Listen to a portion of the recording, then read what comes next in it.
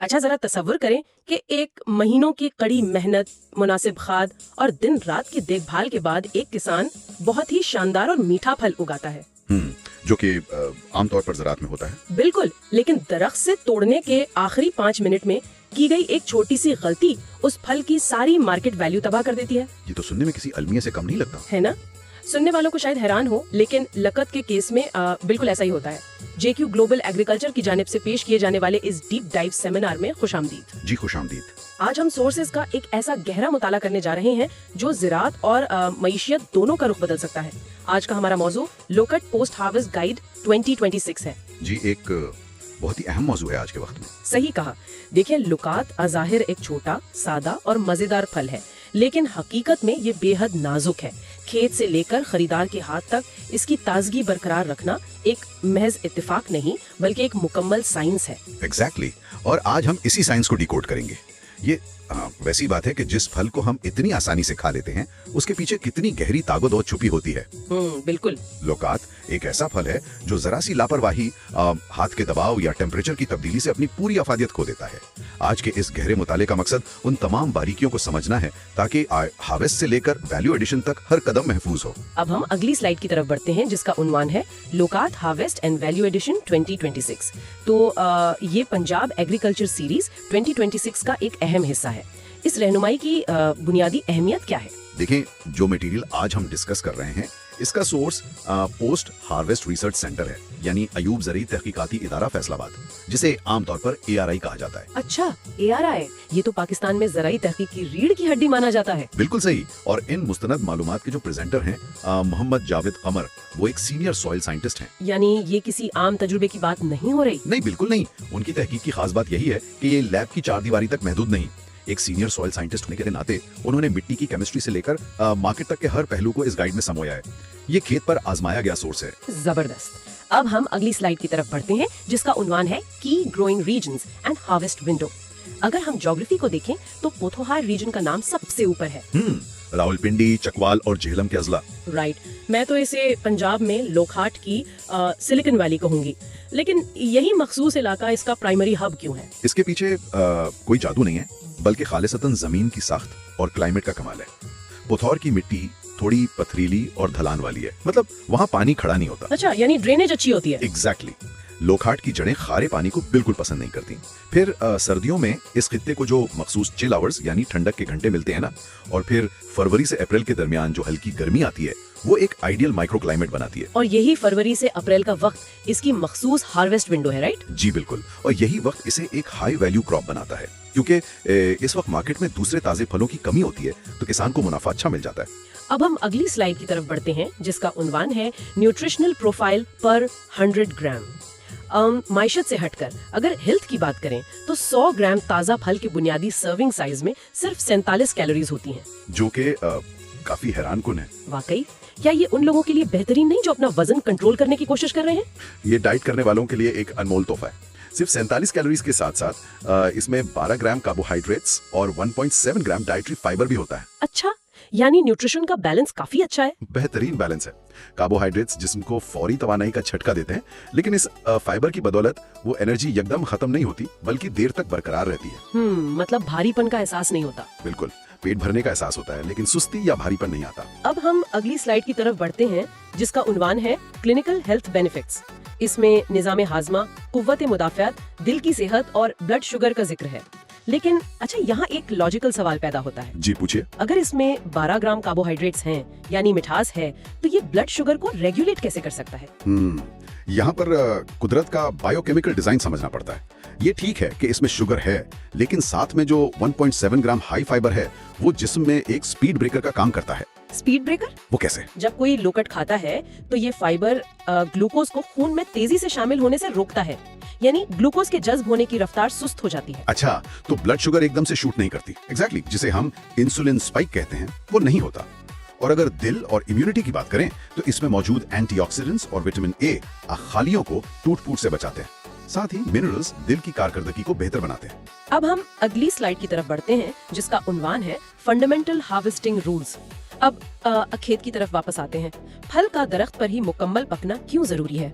क्योंकि लौकात तोड़ने के बाद अपना केमिकल प्रोसेस रोक देता है। अच्छा, गाइड के मुताबिक रंग मुकम्मल पीला या नारंगी होना चाहिए। मेरा मतलब है किसान इसे केले या आम की तरह कच्चा क्यों नहीं तोड़ सकता कि बाद में पक जाएगा? देखें, यही ज़राअत की दुनिया की सबसे बड़ी गलतफहमी है। केला या आम क्लाइमैक्टेरिक फल होते हैं, यानी वो तोड़ने के बाद एथिलीन गैस खारिज करते हैं और पकते रहते हैं। राइट। लेकिन लॉकट एक नॉन क्लाइमैक्ट्रिक फल है। इसमें पोस्ट हार्वेस्ट राइपनिंग का अमल सिरे से होता ही नहीं। अगर इसे कच्चा तोड़ लिया तो वो गोदाम में पड़ा पड़ा गल तो जाएगा, पर मीठा कभी नहीं होगा। यानी दरख्त पर रहना लाजमी है इसकी मिठास के लिए। जी, और इसीलिए सिर्फ रंग नहीं, टेक्सचर इंडिकेटर यानी छूने पर हल्का सा नरम होना भी लाजमी देखा जाता है। अब हम अगली स्लाइड की तरफ बढ़ते हैं जिसका उन्वान है साइंटिफिक मैच्योरिटी इंडिसेस, और ये काफी अहम टेक्निकी हिस्सा लग रहा है।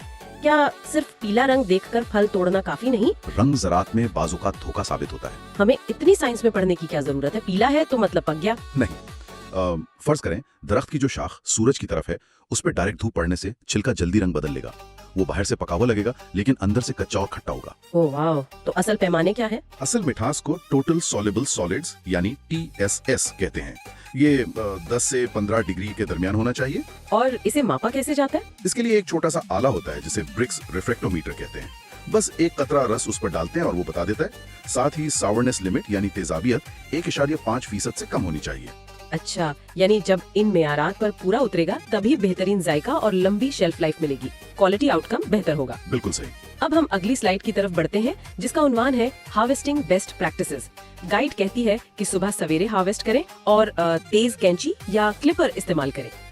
और उसकी एक खास वजह है। मुझे तो लगता है जैसे हम फल को नहीं, किसी शीशे के नाजुक बर्तन को हैंडल कर रहे हैं। ये तशबीह बिल्कुल ठीक है। सुबह का वक्त इसलिए जरूरी है ताकि फल में फील्ड हीट यानी खेत की गर्मी ना हो। अच्छा, अगर धूप में तोड़ें तो क्या मसला है? फल जल्दी गलना शुरू हो जाता है क्योंकि उसमें हीट ट्रैप हो चुकी होती है। और क्लिपर इसलिए जरूरी है ताकि डैमेज प्रिवेंशन हो। यानी हाथ से खींचना नहीं चाहिए? नहीं, अगर हाथ से खींचा तो फिजिकल कांटेक्ट या उंगलियों के दबाव से नाजुक छिलके पर निशान पड़ जाएंगे और वो निशान बाद में काले धब्बों में बदल जाते हैं, जिससे क्वालिटी टोटली बर्बाद हो जाती है। अच्छा, अब हम अगली स्लाइड की तरफ बढ़ते हैं जिसका उन्वान है post harvest care and handling.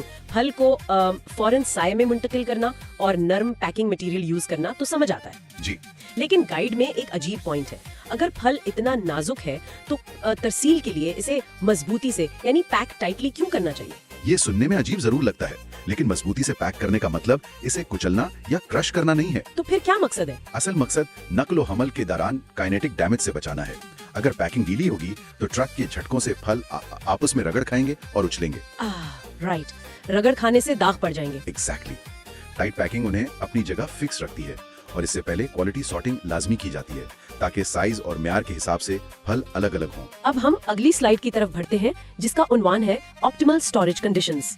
यहाँ आइडियल टेम्परेचर 4 से 5 डिग्री सेंटीग्रेड बताया गया है, जो कि एक स्टैंडर्ड कोल्ड स्टोरेज टेम्परेचर है। लेकिन हवा में नमी का तनासुब यानी रिलेटिव ह्यूमिडिटी 85 से 90% रखने को कहा गया है।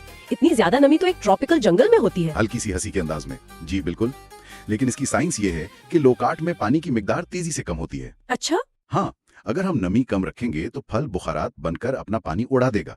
ये जो हाई ह्यूमिडिटी है ये श्रिंकेज कंट्रोल करती है, यानी फल को सुकड़ने से बचाती है। बिल्कुल। इन हालात में फल की शेल्फ लाइफ इम्पैक्ट वाज़ेह तौर पर बढ़ जाती है और फल कई दिनों तक ताज़ा रहता अगली स्लाइड की तरफ बढ़ते हैं जिसका उन्वान है फंगल एंड डिजीज मैनेजमेंट। है। जी, अगर नमी 90% होगी तो प्राइमरी थ्रेट यानी फफूंदी और फंगस का हमला नहीं होगा। बिल्कुल होगा। और इसी खतरे से निपटने के लिए हवादार प्लास्टिक के डब्बे इस्तेमाल किए जाते हैं और एक ट्रीटमेंट दिया जाता है। वही ट्रीटमेंट जिसमें फल को 2% कैल्शियम क्लोराइड के महलूल में 5 मिनट डुबोना होता है।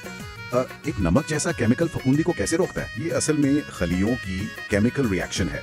देखें, कैल्शियम के आयंस फल की सेल वॉल्स में मौजूद पेक्टिन के साथ एक काफी मजबूत केमिकल बॉन्ड बनाते हैं। पेक्टिन तो वही माध्यम है ना जो खलियों को जोड़ता है? जी, जब कैल्शियम इसके साथ मिलता है तो छिलका इतना मजबूत हो जाता है कि फंगस के एंजाइम्स इसे तोड़कर अंदर दाखिल नहीं हो पाते। Oh wow! ये 5 मिनट का एप्लीकेशन टाइम फल को एक तरह की हिफाजती ढान फराहम कर देता है। जबरदस्त। अब हम अगली स्लाइड की तरफ बढ़ते हैं जिसका उन्वान है वैल्यू एडिशन स्ट्रेटजी। एक मसला होता है छोटे साइज का या खराब फल जो मार्केट में सेल नहीं हो पाता। जी, जो क्लासिकल फार्मिंग में जाया हो जाता था। लेकिन आजकल तो जीरो वेस्ट एग्रीकल्चर का दौर है जहां खामी वाले फल को भी जाया नहीं किया जाता। एग्जैक्टली। इसका बेहतरीन हल इनको सेकेंडरी प्रोडक्ट्स में तब्दील करना है, यानी उनकी प्रोडक्ट रेंज में गूदा, जैम, जूस और स्क्वाश बनाना। बिल्कुल। इस स्ट्रेटजी से मजमूई ज़रूरी आमदनी पर एक जबरदस्त इकोनॉमिक इम्पैक्ट मुरतब होता है। किसान को अपने नाकिस फल की भी अच्छी कीमत मिल जाती है। अब हम अगली स्लाइड की तरफ बढ़ते हैं, जिसका उन्वान है साइंटिफिक पल्प एक्सट्रैक्शन। अब इसमें पहला मरहला तो फल को साफ करना और बीज निकालना है, क्योंकि बीज से कड़वाहट आ सकती है। राइट। दूसरा मरहला है ब्लेंडर से यकजान गूदा तैयार करना, लेकिन तीसरे मरहले में एक खास इंस्ट्रक्शन है। निकाले गए गूदे को खास तौर पर 85 से 90 डिग्री पर ही गर्म करना क्यों जरूरी है? इसे उबाल क्यों नहीं लेते? देखिए, अगर उबाल लिया तो जायका और खुशबू खत्म हो जाएगी। ये जो 85 से 90 डिग्री का टेम्परेचर है, ये नेचुरल एंजाइम्स और बैक्टीरिया को मार देता है, जो फल को खराब करते हैं और जायका भी मुतासिर नहीं होने देता। अच्छा, और इसके बाद चौथा मरहला आता है जी, जो कि केमिकल तरीके से इसे महफूज करने की तैयारी है। अब हम अगली स्लाइड की तरफ बढ़ते हैं, जिसका उन्वान है इंडस्ट्रियल प्रिजर्वेशन फॉर्मूला। इसमें एक बुनियादी मिकदार 1 किलोग्राम तैयारशुदा फल का गूदा रखा गया है। बेस रेशो यही रखी जाती है जनरली। और इसमें 3 gram citric acid, 1 gram sodium benzoate और 1 ग्राम पोटेशियम मेटाबिसल्फाइड शामिल है। ये तो किसी जदीद केमिस्ट्री लैब का फॉर्मूला लग रहा है। वाकई ये एक डीप साइंटिफिक फॉर्मूला ही है। सिट्रिक एसिड जो है वो पीएच को कम करता है, यानी तेजाबियत बढ़ाता है ताकि बैक्टीरिया जिंदा ना रह सके। बिल्कुल सही। जबकि सोडियम बेंजोएट और पोटेशियम मेटाबिसल्फाइड बहुत ताकतवर एंटी माइक्रोबियल एजेंट्स हैं, जो इंडस्ट्रियल सतह पर फफूंदी और बैक्टीरिया से महफूज रखते हैं। जी, ये फल को खमीर होने और कालेपन से लंबे अरसे तक महफूज रखते हैं। अब हम अगली स्लाइड की तरफ बढ़ते हैं, जिसका उन्वान है कंट्रोल्ड फ्रूट ड्राइंग। फल को मैकेनिकल ड्रायर में 50 से 60 डिग्री पर खुश्क किया जाता है, या फिर मुतबादिल के तौर पर धूप में भी खुश्क कर सकते हैं अगर माहौल साफ हो। लेकिन ड्राइंग से पहले एक प्री ट्रीटमेंट है। फल को लीमू के रस में 2 से 3 मिनट डुबोना। अच्छा, ये बिल्कुल वैसे ही लग रहा है जैसे हम कटे हुए सेब को काला होने से बचाने के लिए उस पे लीमू लगाते हैं। एग्जैक्टली, आपने बिल्कुल सही तशबीह दी। क्वालिटी कंट्रोल के हवाले से लीमू में मौजूद एस्कॉर्बिक एसिड वही काम करता है, यानी वो ऑक्सीडेशन के अमल को रोकता है। जी, और इसी वजह से खुश्क होने के बावजूद फल का कुदरती रंग बरकरार रहता है और वो काला नहीं पड़ता। अब हम अगली स्लाइड की तरफ बढ़ते हैं, जिसका उन्वान है जॉइन द एग्रीकल्चरल रेवोल्यूशन। ये वही इनकलाब है जिसका हिस्सा बनना आज के दौर में लाजमी है। बिल्कुल, क्योंकि जदीद ज़राअत अब रिवायती तरीकों से बहुत आगे निकल चुकी है। तो सुनने वालों से गुजारिश है कि इस तहकीक और JQ ग्लोबल एग्रीकल्चर की तमाम टेक्निकल अपडेट्स के लिए उन्हें सब्सक्राइब करें और उनकी ऑफिशियल वेबसाइट www.jqglobal.official.com भी जल्द आ रही है। हमारा फ्यूचर आउटलुक यही है कि पंजाब की ज़राअत को आलमी सतह पर रोशनास करवाया जाए, और अगर किसी को अमली रहनुमाई या डायरेक्ट टेक्निकल सपोर्ट चाहिए तो वो हमारे व्हाट्सएप पर राब्ता कर सकते हैं। जबरदस्त। तो सुनने वालों के लिए इस डीप डाइव सेमिनार के इख्तिताम पर मैं एक आखिरी बात एक हितमी गौर तलब सोच के तौर पर छोड़ना चाहती हूँ। जरा सोचिए, जिस सादा और मीठे फल को हम इतनी आसानी से खा लेते हैं, उसके पीछे केमिस्ट्री, टाइमिंग और टेक्नोलॉजी की कितनी गहरी साइंस छुपी है। वाकई ये हैरान कुन है। जदीद ज़राअत अब सिर्फ बीज बोने का नाम नहीं रहा, बल्कि ये एक फल के खलियों को, उसके सेल्स को कंट्रोल करने का एक मुकम्मल फन बन चुकी है। For consultancy WhatsApp +92 3499 841886। Subscribe to JQ global agriculture.